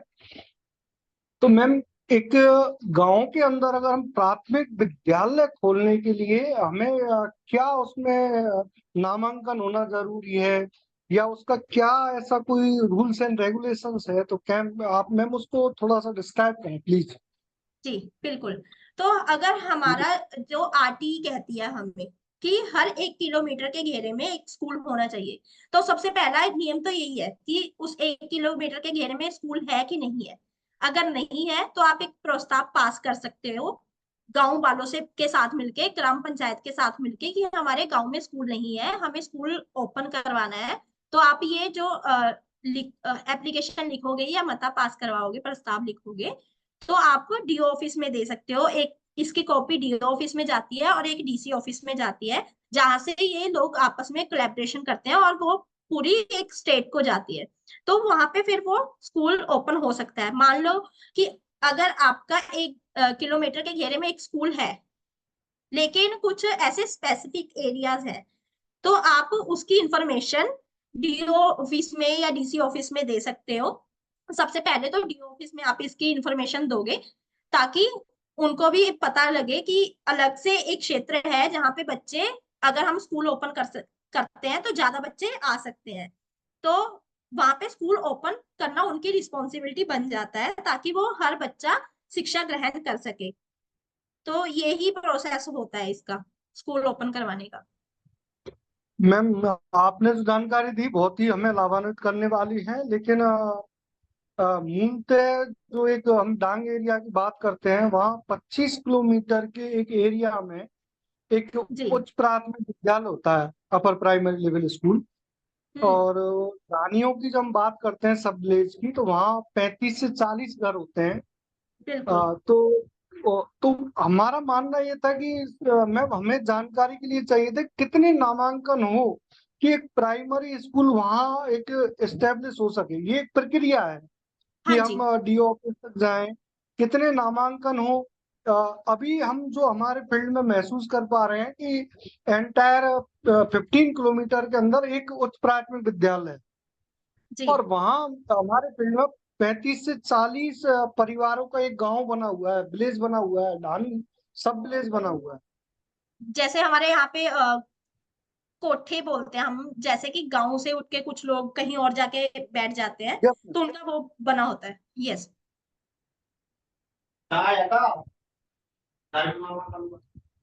हाँ जी। आप एग्जैक्टली क्या जानना चाहते हो? नामकरण कैसे? कितना नामांकन, डिस्टेंस आपने 1 किलोमीटर डिस्क्राइब कर दिया, हाँ जी बिल्कुल। लेकिन पर्टिकुलर एक जोग्राफिकल एक एरिया की जो हम बात करते हैं, एंटायर डांग रीजन की हम बात करते हैं, तो वहाँ ऐसी पॉसिबिलिटीज नहीं है। तो हम डिस्टेंस को ना मेजर करते हुए हम बात कर रहे हैं एनरोलमेंट की, नामांकन की, कि बिल्कुल। हमारे पास कितने नामांकन हो कि एक प्राइमरी स्कूल हम ओपन कर सके। प्रेजेंट टाइम में यस। हमारे संस्थान के द्वारा 15 स्कूल वर्क कर रहे हैं, जिनको हम साला बोलते हैं, जीवन साल। तो कम से कम अगर एक स्कूल को आपने ओपन करवाना है, तो कम से कम हमारे पास 20 बच्चे होने चाहिए, जिसके लिए हम लोग एक अध्यापक वहां पे लेके आ सके, क्योंकि हमें भी एक रिकॉर्ड बताना होता है कि अगर हम स्कूल खोल रहे हैं, हम 10 बच्चों के लिए तो स्कूल नहीं खोल रहे। तो कम से कम हमारे पास 20 से 25 बच्चे हों, तो जिसका पूरा प्रोसेस हम कर पाए और उस स्कूल को ओपन किया जा सके, ताकि हम उसको रिकॉर्ड भी, क्योंकि एक स्कूल को खोलने के लिए भी बहुत सारे प्रोसेसेस होते हैं, उसका पैसा कहाँ से आएगा, कैसे होगा, उनका इंफ्रास्ट्रक्चर कैसे दिखेगा, तो वो सब चीजों को ध्यान में रखते हुए इतने बच्चे उनको चाहिए होते हैं, तो वे स्कूल ओपन करने के लिए बोल देते हैं। अभी हम जो विद्यालय संचालित कर रहे हैं अपनी तरफ से, जिस तरीके से हमसे हो पा रहा है, तो हम उसको जीवनशाला नाम बोल के एक शाला चला रहे हैं, जहाँ पे हम 30 to 35 स्टूडेंट्स हम रखते हैं, जस्ट लेटर्स नॉलेज के लिए, अक्षर ज्ञान के लिए। तो क्या मैम उनको हम किसी भी तरीका से डी ऑफिस जो आपने प्रक्रिया बताई, क्या हम उनको प्राइमरी में कन्वर्ट कर सकते हैं? हाँ जी डेफिनेटली सर, कि आप उनको प्राइमरी स्कूल में इजीली कन्वर्ट कर सकते हो, क्योंकि उसकी आबादी भी डिसाइड होती है कि अगर हमारा एक प्राइमरी स्कूल है, अगर उस ढानियों में 30 से 35 बच्चे हैं आ रहे हैं, है ना, आपके स्कूल में, तो वहां पे 800 से 1000 की आबादी तो होगी, तो इतने बच्चे आ रहे हैं, तो उस आबादी पे भी निर्भर करता है कि पॉपुलेशन कितनी है हमारे उस गांव की या उस ढानी की। तो हमारे गांव में भी 1000 की आबादी पे भी एक एक स्कूल है, जहां से 20 से 25 30 से 35 बच्चे स्कूल में आते हैं, तो वो स्कूल ऐसे ही ओपन होते हैं। जी मैम, बहुत बहुत धन्यवाद, आपने जो हमें गाइडेंस किया। बिल्कुल, थैंक यू जी। Thank you sir. पुष्पा, मैं रिक्वेस्ट करूंगी कि अगले 10 to 15 मिनट्स में आप जो भी सेशन में शेयर करना चाहती हैं वो कर लें, उसके बाद हम अलग से एक क्वेश्चन राउंड रख सकते हैं। नहीं, मैंने अपना सेशन Is क्लोज that कर दिया। all हाँ right? जी। ठीक है, ठीक है। तो अभी मेरे- साथियों जो भी सवाल है आप आगे रख सकते हैं। हाँ जी। मैं बोलना चाहती हूँ, जी। जो ये वंचित वर्ग के ढाणियों की अपन जो बात कर रहे हैं ना, वहां जी। पर राजीव गांधी की पाठशाला खुली हुई थी पहले, जी। पर राजस्थान सरकार ने उनको बंद कर दिया। तो उसके कुछ कारण हुए होंगे ना, कि वहां पे अगर बच्चे नहीं आ पा रहे थे। नहीं नहीं, वहां मतलब वो बंद कर दिए, तो वहां से स्कूल जो है ना 2 या 3 किलोमीटर की दूरी पर है, इसलिए बच्चे स्कूल नहीं जा पाते। और अभी तो बरसात के टाइम उन ढाणियों के रास्ते बंद है, इतना पानी भर रखा कि पॉसिबल ही नहीं है। तो उसके लिए कोई अनौपचारिक केंद्र खोलने तो कोई मदद कर सकते हैं? डेफिनेटली। तो हमारे यहाँ पे ना कुछ कुछ ऐसे बैम्बो स्कूल ओपन है ऐसी बस्तियों के लिए, जिसको डायरेक्टली डीओ ऑफिस देखता है, डीओ और डीसी ऑफिस दोनों मिलके देखते हैं, तो आप बैम्बो स्कूल उसमें ओपन करवा सकते हो। कि जो कि ऐसे होते हैं कि जैसे बरसात के दिनों में पानी भर गया है या कोई ऐसे चीजें हो गई हैं जिसकी वजह से बच्चे स्कूल नहीं जा पा रहे हैं, तो कम से कम वो बैम्बो स्कूल में आ जाएं। तो जो हमारे सरकारी स्कूल के टीचर हैं तो वहां पे डेपुटेशन लगा दी जाती है वहां पे कि डेपुटेशन से एक टीचर आएगा और उन बच्चों को पढ़ाएगा जितने दिन तक वो बच्चे दूसरे मेन स्कूल्स में नहीं जा पा रहे, ताकि वो बच्चे भी पढ़ाई से वंचित ना रहे।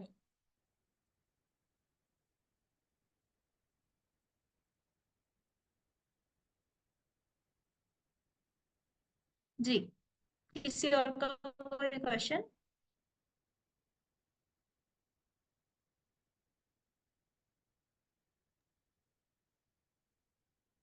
और किसी साथी का पूरे सेशन पे कोई भी सवाल, या फिर अगर आपको अपनी कोई एक्सपीरियंस शेयर करना हो तो हम वो भी सुनना पसंद करेंगे। किसी को भी अगर कोई अपना एक्सपीरियंस या सवाल शेयर करना हो।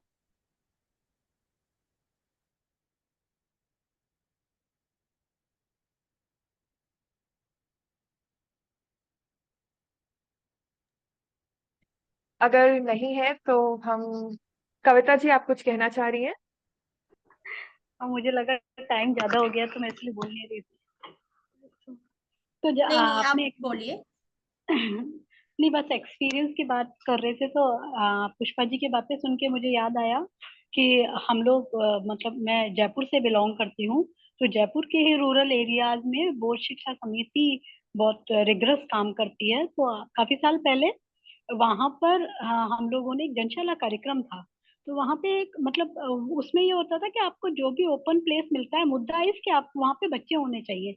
हम संपर्क करते थे, फिर जो कम्युनिटी के मतलब वंचित वर्ग के बच्चे हैं जो शिक्षा से बहुत दूर हैं, उन्हें कलेक्ट करके रेगुलर पढ़ाना होता था। और वो मतलब डेली उनका लर्निंग लेवल में काफी इजाफा हो गया था। लेकिन वहां पे एक चिंता का विषय ये था कि आज हम लोग हैं, ठीक है, हम लोग चले जाएंगे तो उसके बाद क्या, 1-1.5 साल बाद। तो बिल्कुल उसी क्रम में मेरी जैसा आपने बताया, हम लोगों ने यहाँ के जो प्रशासनिक अधिकारी हैं उनसे बात की। तो उन्होंने बोला कि उस समय मतलब ये रूल, मुझे लगता है पंजाब और राजस्थान के शायद रूल्स में भी फर्क है। तो उन्होंने बोला कि आपके पास बच्चे तो हैं, मेरे पास 45 बच्चों का एनरोलमेंट था। और उसमें कम्युनिटी के मेंबर्स ने मुझे ये इंश्योर किया कि यदि इन बच्चों के लिए कोई परमानेंट एजुकेशन की व्यवस्था हो सकती है तो वो बिल्डिंग तक मतलब कंस्ट्रक्ट कराने के लिए रेडी थे, मतलब उसके बारे में सोचने के लिए रेडी थे। तो कम्युनिटी से बात की और बहुत एक स्पेस वहाँ का जो मुखिया था उसने बताया। और फाइनली कम्युनिटी के सपोर्ट से 2 कमरे तैयार हुए। तो और फिर फाइनली जब हम लोग तो उस प्रोजेक्ट को खत्म होने के बाद निकल ही रहे थे, तो आज की तारीख में भी आप देखो वो स्कूल गवर्नमेंट स्कूल बन चुका है। और वहाँ पर 2 टीचर जो है डेप्यूट है, और वो कंटिन्यू बिल्कुल। चल रहा है वो स्कूल। तो मतलब गवर्नमेंट के दायरे में देखे तो लिमिटेड एनरोलमेंट राजस्थान की जहाँ तक बात करें 30, जहाँ तक मेरी भी नॉलेज है 30 होता है। लेकिन वो कुछ आपको सीमा देते हैं, कुछ बिल्डिंग वगैरह का कुछ क्राइटेरिया देते हैं। वो अगर आप फुलफिल करते हो तो आप स्कूल मतलब गवर्नमेंट से आप अप्लाई कर सकते हो, वो स्कूल खोले। जी, यस। Thank you. एंड इसी के साथ में एक चीज मैं और शेयर करना चाहती हूँ कि जैसे में हमने ग्राम शिक्षा सभा की बात की थी, तो ग्राम सभा, तो अभी मैंने एक सेशन अटेंड किया था, तो ग्राम सभा में भी ऐसे प्रस्ताव है जो पास होते हैं। तो गांव लेवल पे हम लोग एक मीटिंग कर सकते हैं जहाँ पे पूरे गांव को इन्वॉल्व किया जा सकता है। तो वहां से हम लोग एक मता डलवा सकते हैं कि हमें अपने स्कूल के अपने गांव के बच्चों के लिए यहाँ तक स्कूल चाहिए। अगर एक ग्राम सभा में मुद्दा पास होता है तो जिसमें सब लोगों की सहमति होती है, तो उसमें 20 लोग साइन करते हैं, तो उसको विधानसभा में भी कोई भी ऐसे ठुकरा नहीं सकता कि ये चीज नहीं होगी। तो ये ग्राम सभा की पावर है, तो आप इसको भी इस्तेमाल कर सकते हो इन सब चीजों के लिए। जी जी बिल्कुल। नहीं हो मैम। दिनेश जी। हेलो। और जिस गांव में ग्राम सभा ही नहीं हो मैम, तो वहां पे क्या करें? वहां तो सबसे बड़ी समस्या है। तो ग्राम सभाएं सारे क्षेत्र में होनी होती है, तो वो नहीं, नहीं हो पाती है जी जी। जी, वो आपका कहना है बिल्कुल सही है, और वास्तव में वो होनी भी चाहिए, लेकिन जो वास्तव में धरातल पे होनी चाहिए ना, मैं बार बार उसी पे जोर दे रहा हूँ। बाकी वो कागजों में होकर रह जाती है। हम्म। जैसे अभी 7-8 ग्राम पंचायतों की हमारी एरिया की बात करें, मैं नाम नहीं लेना चाहूंगा, जी। लेकिन वहां पे भी ढाक के 3 बात हैं। और जहाँ पे अपन आंगनवाड़ी की बात कर रहे हैं, तो वहां पे आंगनवाड़ी में वास्तव में होना चाहिए आपके हिसाब से। और मैं भी इस हम्म। बात पे वजन देता हूँ, जोर देता हूँ, लेकिन बट वहाँ पे होता कुछ भी नहीं है। बस वो आते हैं, खाना पूर्ति करके चलाते चले जाते हैं, ना तो उनको कहने सुनने वाला नहीं है नहीं। और जहाँ भी जैसे कोई आते हैं तो आदेश दिखाइए। अब वहाँ पे जैसे आप हो या मैं हूँ, एनजीओ समझ लो, तो आदेश कहाँ से लाएं आदेश, वो भी एक हम्म समस्या है। हम्म और पंचायत के सरपंच से बात करते हैं तो सरपंच को तो उनको तो ये भी पता नहीं है भाई अपने पंचायती राज में टोटल कितने सब्जेक्ट्स हैं, कितने विषयों पे अपनी पंचायत कार्य कर रही है। जो 29 विषयों में जो एजुकेशन है, और जो बच्चों पे बात कर रहे हैं अपन, तो उनको तो भूल जाते हैं। और गांव में तो विकास किस चीज को बोलते हैं पता है आपको? या तो जैसे पीएम आवास योजना, सड़कें बन या गई फिर हैं। गेहूं मिल रहा है, या सड़क बन गई, बस। बिल्कुल। इसके अलावा इस छोटे मुद्दे पर तो आप बात ही मत करिए। इसके जी अलावा तो सोचिए मत आप। अब फिर वहां पे अपन एजुकेशन की बात करें तो आप सोच सकते हो कितना मतलब टेढ़ी खीर है। बिल्कुल। क्योंकि हम जब हमने काम करना शुरू किया था जब मैंने एज अ यंग लीडर काम करना शुरू किया था साझी शिक्षा में, तो हमें भी ये बहुत सारी दिक्कतें आई थी कि हम लोग नहीं कुछ कर पा रहे थे। कि हम पंचायत से बात करने जा रहे हैं, वो बोलते हैं हमें कि हमारे पास तो टाइम नहीं है, तो आप मत आओ। तो फिर एक दिन तो हमने ऐसे किया था कि ठीक है, आप अपना टाइम बताओ कि आप अगर सुबह बुलाओगे तो सुबह आ जाएंगे, शाम में बुलाओगे शाम में आ जाएंगे। तो हमने थोड़ी थोड़ी चीजें ऐसे शुरू की थी उनके साथ में कि हमने घर घर जाके लोगों से बात करना शुरू किया कि वो एजुकेशन के बारे में क्या सोचते हैं, कैसे सोचते हैं, और क्या क्या चीजें हैं जो वो करना चाहते हैं अपने गांव के लिए, अपने बच्चों के लिए। अगर आप उनको बच्चों के साथ कनेक्ट कर देते हो कि हर हर पेरेंट्स ना ये सोचता है कि जो जिंदगी मैंने बिताई है मेरे बच्चे वैसे ना बिताए, वो मेरे से बेहतर जिंदगी बिताए। तो आप अपने उनके बच्चों के साथ उनको कनेक्ट कर सकते हो कि मान लो आज हमारे गांव में ये चीज नहीं है या हमारे स्कूल में ये चीज नहीं है, तो आपके बच्चा इससे वंचित हो रहा है। तो हमारे पास इतने पैसे भी नहीं है कि हम अच्छे वाले स्कूलों में पढ़ा सके, तो हमें जाना भी यही है। तो क्या हम अपने बच्चों को ये सुविधाएं दिलाने के लिए एक एकत्रित हो सकते हैं? क्या हम इकट्ठे आ सकते हैं? तो कोई भी पेरेंट्स मुझे नहीं लगता कि ऐसे नहीं बोलेगा कि हाँ मैं नहीं आ रहा। कि अगर बच्चों की बात आती है तो वो सब इकट्ठे होके आते हैं।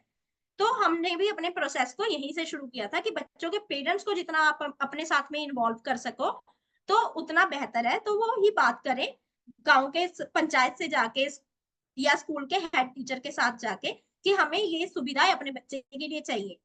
तो जहां पे हम सपोर्ट कर सकते हैं तो वहां पे हम करेंगे, और जहां पे डिपार्टमेंट से सपोर्ट लेके आनी है तो अगर आप बुलाओ तो हम वहां पे भी आ सकते हैं आपके साथ में। तो ऐसे करके बहुत सारी चीजें हमने पंजाब में देखी है जो हमारे प्रोसेस के बाद में काफी बदली हैं। और जितना मैं इससे पहले स्लम में काम करती थी तो मुझे पता भी नहीं था कि मैं कैसे काम करूंगी, तो मैंने भी वो सब चीजें कर करके सीखी। तो वो हम ऐसे कर सकते हैं कि सब इकट्ठे आ सकते हैं। और एक चीज में दिनेश जी जो आपने कहा वो बहुत बिल्कुल सच है, क्योंकि आप इतनी सारी ऑर्गेनाइजेशंस जो ग्रास रूट पे काम कर रही हैं उनके साथ काम करने के बाद भी हमने यही थॉट्स हमेशा सुने हैं। तो यही चीज है जो हम आपकी आवाज जो हम चरखा के आर्टिकल्स के थ्रू जो इन मुद्दों पे आपने बात की है कि जैसा हमने बात की स्ट्रक्चर्स पे, कमिटीज पे, स्कीम्स पे, वो होनी तो चाहिए लेकिन वो होती ही नहीं है।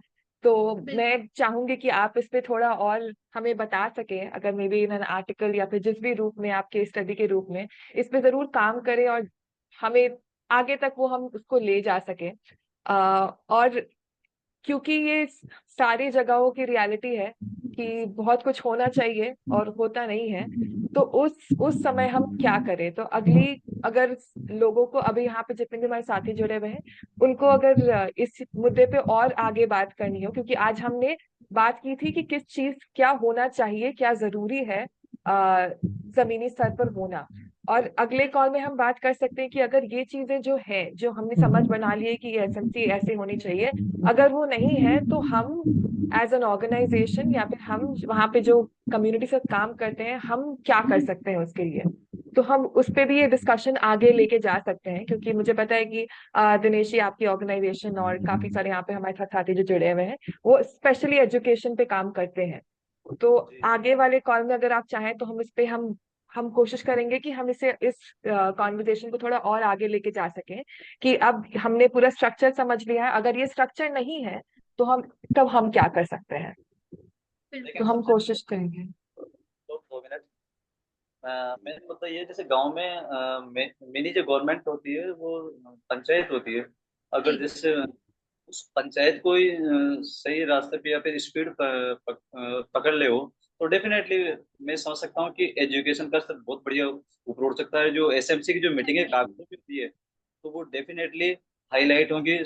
बट अगर पंचायती इन्वॉल्व नहीं है इन चीजों के अंदर, तो मैं नहीं मानता भाई अपन कितने प्रयास कर ले तो वो तो आगे धराशायी होंगे डेफिनेटली। बिल्कुल दिनेश जी, जैसे कि आपने बोला कि अगर पंचायतें आगे आई है ना, तो इसी वजह से हम लोग स्कूल मैनेजमेंट कमेटी को इम्पावर करने की कोशिश में है कि वो इम्पावर हो, तो वो बाकी लोगों को कैसे लेके आना वो डिसाइड करें, क्योंकि उन्हीं के हाथ में है। अगर जैसे किसी ने बोला था कि हम तो अब हैं फिर चले जाएंगे, फिर कौन, तो हम उसको ही है ना इम्पावर करें जो ऑलरेडी सिस्टम में लोग हैं। ग्राम पंचायत हो गई, स्कूल मैनेजमेंट कमेटी हो गई, तो इन लोगों को इकट्ठे लेके आ सके, एक ब्रिज की तरह हम लोग उनके साथ काम कर सके। जब उनको काम करने आ जाए तो धीरे धीरे से हम बीच में से निकल जाए, तो ऐसे करके हम वो सब चीजें अच्छे से कर पाएंगे और लोग अपनी अपनी जिम्मेवारियां अच्छे से समझ भी पाएंगे। 5 साल एक बार व्यवहार में आ गया ना, अब ग्राम पंचायत 5 साल की होती है, तो 5 साल अगर बेकंटिन्यू व्यवहार में आ गया तो डेफिनेटली मान के चलो अगर नींव मजबूत हो गई तो फिर ज्यादा समय नहीं लगता उस चीजों को। एक व्यवहार में आना बहुत जरूरी है। बिल्कुल, क्योंकि अभी तक उनको पता नहीं है कि उनको करना क्या है। उनको ये भी नहीं पता है कि उनकी जिम्मेवारी अपने गांव के प्रति क्या है। अब ये तो स्कूल की बात है, गांव के प्रति क्या है ये भी नहीं पता है। अगर इसके बारे में उनके साथ में हौली हौली बातचीत शुरू हो, या अलग अलग डिपार्टमेंट के साथ उनसे बात करवाई जाए, उनको ऐसी स्पेस प्रोवाइड करवाई जाए कि जहाँ पे वो अपनी बात कर सके आगे, तो वो सब चीजें बहुत स्मूथली होती हैं। कि जैसे मान लीजिए हमें कुछ करना है, हम सेशन दे और आ जाए, उसके बाद में ना उनसे फॉलो अप हो रहा है, ना ये पूछा जा रहा है कि आपका वो सेशन हुआ था कि आपने इम्प्लीमेंट कैसे किया, तो वो तो फिर भूल ही गए हैं। तो इससे बेटर है कि कुछ चीजें करो उनके साथ में, फॉलो अप भी साथ साथ में करो, ताकि उनको भी याद रहे कि ये मेरी जिम्मेवारी है, मेरे को करना है। फिर उनके वो व्यवहार में भी आ जाती है। तो वो चीजें बहुत स्मूथली काम करती है, जो मैंने पिछले 6 सालों से देखा है। एंड उसके अलावा जब मैं स्लम में काम कर रही थी, तो स्लम के लोगों के साथ में भी ऐसे ही होता है कि वो चीजें जब बिहेवियर चेंज होता है तो वो कैसे काम करती है। Thank you. मैं यहाँ पे बस थोड़ा सा समय लेना चाहूंगी कि हम हमारे बहुत सारे साथियों को आगे जाना है। तो बहुत अच्छा लगा कि सबके पास इतना कुछ शेयर करने के लिए है। और थैंक यू पुष्पा, मैंने तो बहुत कुछ सीखा। और अब मैं चाहूंगी कि मेरे साथी नितेश जो यहाँ पे जुड़े हैं वो कुछ कह के ये सेशन को क्लोज करें। तो उससे पहले बस एक चीज मेरे को कहनी है, सॉरी नितेश जी। तो मैंने ना एक लिंक डाला है चैट पे, तो ये फीडबैक फॉर्म है आप सबके लिए। तो प्लीज अगर आप इस फीडबैक फॉर्म को भर दोगे तो मेरे लिए थोड़ा इजी हो जाएगा कि आगे चीजें कैसे लेके जा सकते हैं हम सब।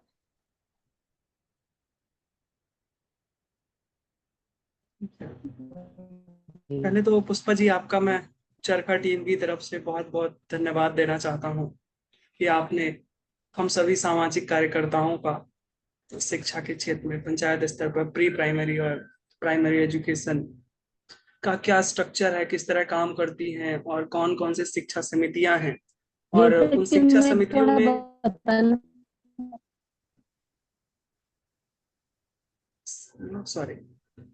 शिक्षा समितियों के क्या काम होते हैं, कौन कौन से सदस्य होते हैं, और तथा हम एक सामाजिक कार्यकर्ता के रूप में कैसे शिक्षा को आगे बढ़ाने में अपना योगदान दे सकते हैं, इस पर प्रकाश डाला और अनुभव शेयर किया। और इसके बाद मैं सभी साथियों का भी तहे दिल से शुक्रिया करना चाहता हूं कि उन्होंने इस कन्वर्सेशन को काफी ज्यादा इंटरेक्टिव बनाया, अपने अनुभव शेयर करे और अपने प्रश्न भी रखे, और उनके साथ जो फील्ड में समस्याएं आती हैं वो भी साझा किया। और इसी के साथ मैं आशा करता हूं कि जो हमारा समर्पण सोशल करके प्रोग्राम है उसको हम आगे बढ़ाएंगे और इसी तरह सीखने और सिखाने की जर्नी में आगे बढ़ते रहेंगे। और इसी के साथ मैं आप सभी का धन्यवाद करता हूं और आशा करते हैं कि जल्द ही मिलेंगे इसके अगले वाले भाग में। Thank you. Thank you Nitesh ji, and thank you everyone कि आपने काफी अच्छे से इसको इंटरेक्टिव बनाया और मेरे को काफी मजा आया। ऐसे मेरे को ना लोगों के साथ जुड़ना उसमें मजा आता है।